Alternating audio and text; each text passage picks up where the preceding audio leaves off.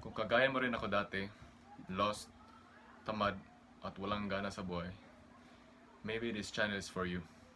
Hi, I'm Sen.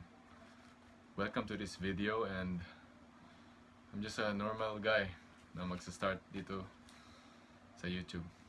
I'm here to help some individual to master discipline, self-improvement, the mindset, fitness, and also philosophy.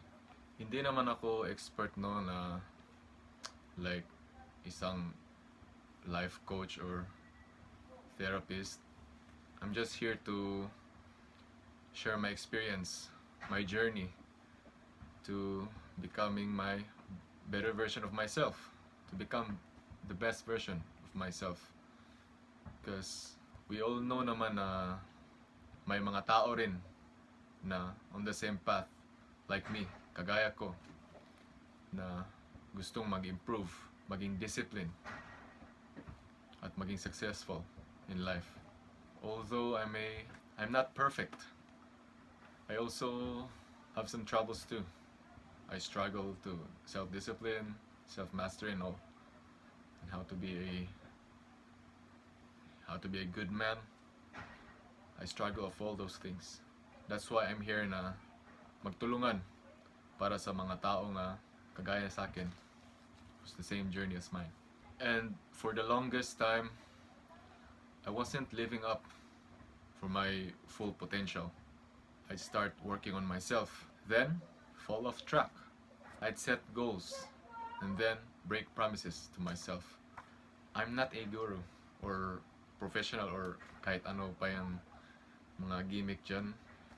I'm just someone who got tired of feeling stuck and decided to go for a change, to be the best version of mine. I know there's some people who struggle like me to be the best version of themselves. So why not, let's take this journey together. Simulan natin mag-step. We'll take a step para maging best version for ourselves. Hindi naman tayo perfecto. At wala namang tao nga perfecto. Walang taong perfecto.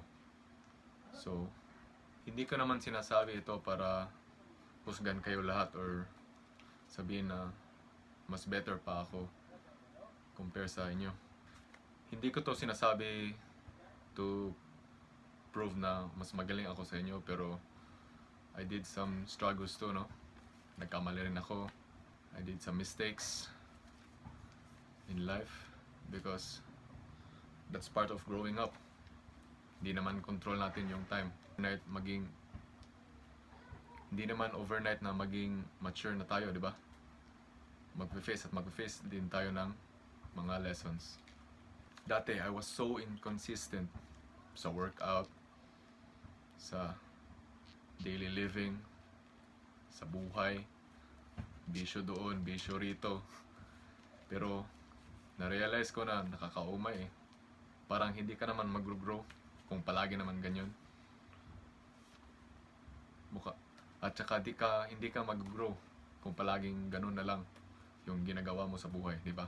At saka natutunan ko na the only thing na makapa-improve sa ating sarili is to take the small step, take the tiny steps to be the best version of ourselves.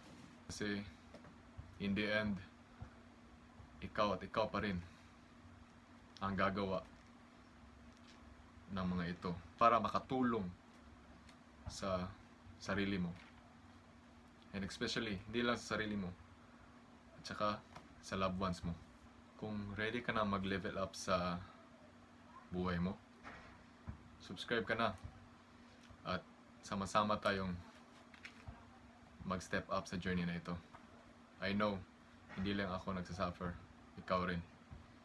Tsaka may mga tao rin na kagaya ko na gustong makamit ang best version sa sarili natin. Sino namang tao nga hindi gusto ng ganun, di ba? Lahat naman siguro ng mga tao is gustong makamit yun, yung maging best version sa kanila. let's start this journey na magkasama. Sama-sama tayo to improve ourselves. It's you versus you. Sarili lang natin ang kalaban natin. So, remember, the project is you. That's all.